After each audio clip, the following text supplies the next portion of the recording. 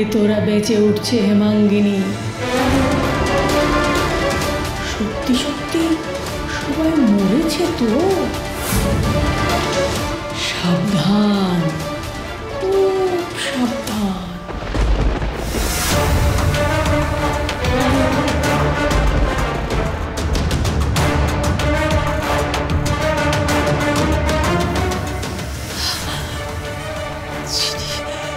চিনি বেঁচে আছে?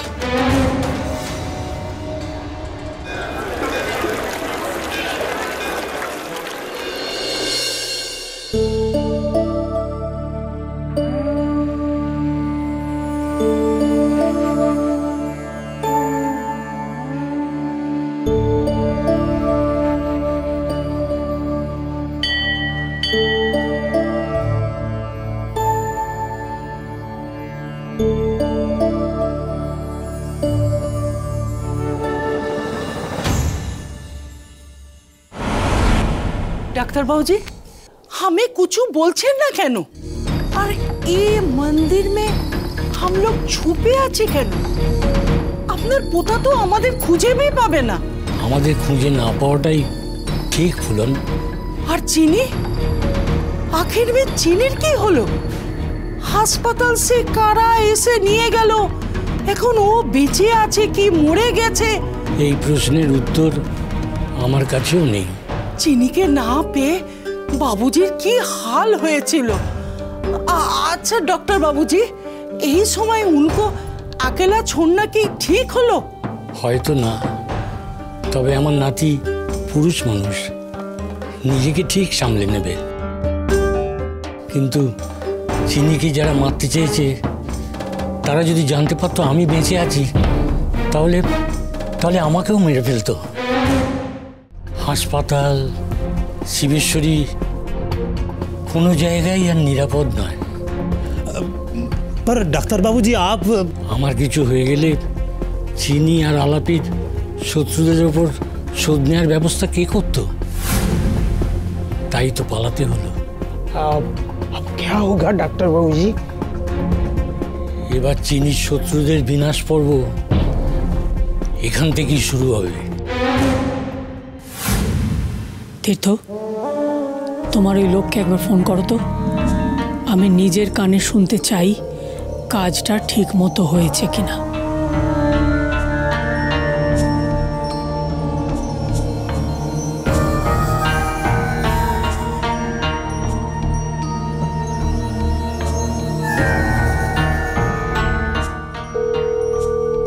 रिंग হচ্ছে।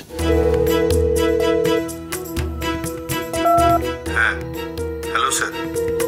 চিনি যে মারা গেছে সেটা তুমি নিশ্চিত? আবার কেন জানতে চাইছেন? যা জানতে চাইছি বলো। তুমি কি চিনিকে নিজে চোখে মরতে দেখেছো? ব্লাস্টের পর তো আমি নিজেই গেলাম হাসপাতালে। ফুলন আমাকে দেখে ফেললো। আমি তো ভাগলাম, শুধু বদল করে বাপাস গিয়ে দেখলাম চিনি ওখানে নেই। লেকিন ম্যাডাম এটা শুনলে রেগে যাবেন তো। চুপ করে আছো কেন? আমাদের নর্থ ইন্ডিয়ার সোনার ব্যবসার দায়িত্ব পেতে চাও কি চাও না? এত গুসা করছেন কেন ম্যাডাম? আমি নিজে হাতে মণিকর্ণিকা ঘাটে চিনিকে পুড়িয়ে এসেছি। আপনার কাসম, চিনি পুরো ছাই হয়ে গেছে।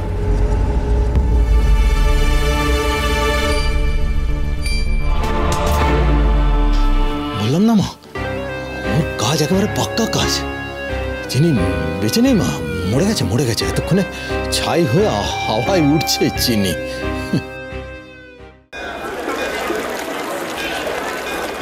আরে এই মন্দিরে থেকে আপনি চিনির শত্রুদের সাথে কিভাবে লড়বেন ডাক্তার বাবুজি? আমি তো কিছু বুঝতেই পারছি না। देखिए तो डॉक्टर बाबू जी, पहचान पा रहे हैं कि नहीं?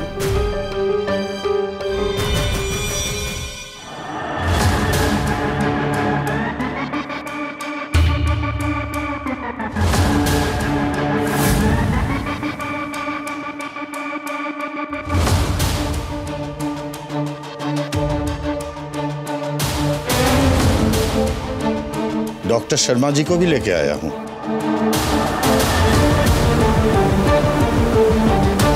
কাজ হয়েছে? डॉक्टर शर्मा। जी, आपने जैसा बोला था और जो फोटो आपने भेजा था उसी तरह काम हुआ है।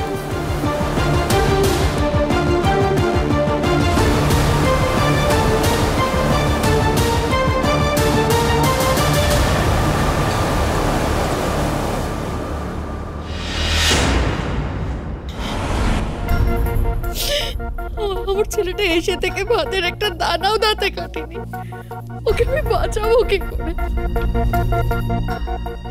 মা, মা তুমি তো চিনিকে মেয়ে বলে ডাকতে, তাহলে তুমি কি করে চিনির ছবিতে মালা পড়াতে দিলে? মা, চিনি বেঁচে আছে, কেন তোমরা ওকে মেরে ফেলতে চাইছো? ও আমাকে বলেছে ও আমাকে ছেড়ে যেতে পারে না। আমি জানি বাবা, তুই চিনিটাকে কতটা ভালোবাসিস। ও যে আমারও প্রাণ ছিল। জানিস তো, কাশি যাওয়ার সময় থেকে আমার মনটা খুব ডাকছিল। মাকে খুঁজতে গিয়ে শেষে আমার মেয়েটার এই অবস্থা হবে আমি ভাবতে পারছি। বারবার একই কথা কেন বলছো বলো তো? বলছে কারণ সেটাই সত্যি দাদু ভাই। তোমার বড় দাদু বহুদিন আগে চলে গেছেন, তুমি ভুল দেখেছো দাদু ভাই। চিনি আর তোমার বড় দাদু কেউ আর নেই। না গো বড়, এই দেখো, এই যেমন তুমি আমার সামনে, বড় দাদু আমার সামনে ছিল, আমরা অনেক গল্প করেছি, আমাকে আদরও করেছে অনেক বড় দাদু। কি হবে দ্রোণের যদি এরকম অবস্থা হয়ে যায়? আমি বিয়ে করব কাকে? দ্রোণ, দ্রোণ, আমি বলছিলাম কি, না, আমার ছেলেকে আমি সামলাতে পারবো। আমার ছেলেটা ভালো নেই, আর সেই সুযোগটা যেন কেউ এখানে না নেওয়ার চেষ্টা করে, আমি বলে দিচ্ছি।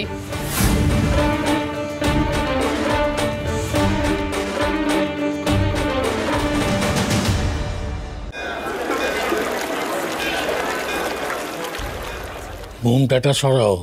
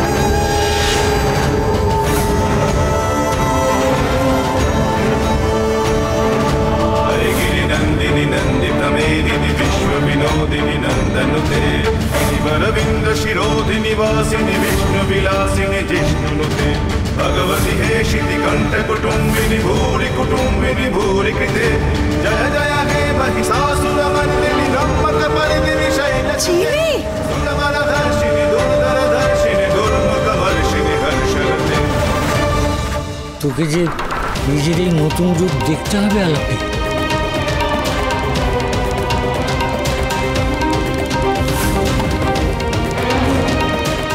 এটা তো আমি না, ডাক্তার বাবু।